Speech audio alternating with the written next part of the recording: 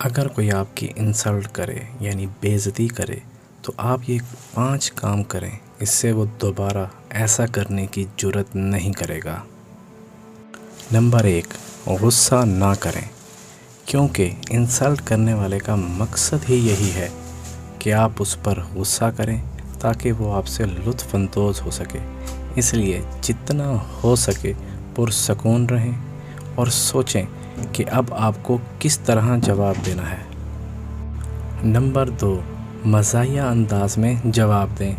Insult کرنے والے کو بالکل پرسکون رہتے ہوئے مزاحیہ انداز میں ہنستے مسکراتے ہوئے جواب دیں۔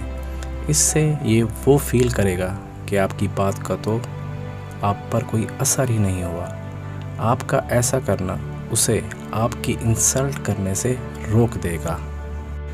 نمبر 3، خاموش رہیں۔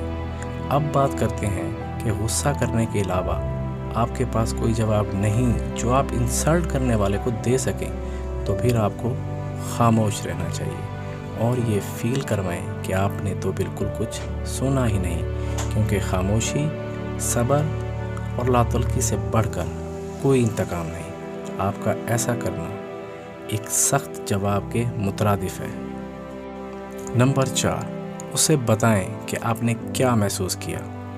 اب آپ کو چاہیے کہ انسلٹ کرنے والے سے تنہائی میں ملیں اور اسے یہ احساس دلائیں کہ اس کا ایسا کرنا آپ کو بالکل اچھا نہیں لگا، اسے ہرگز یہ نہیں کرنا چاہیے تھا، اور بتائیں کہ اگر وہ ایسا کرتا رہے گا تو اللہ تعالیٰ کی ایک بہترین راستہ ہوگا۔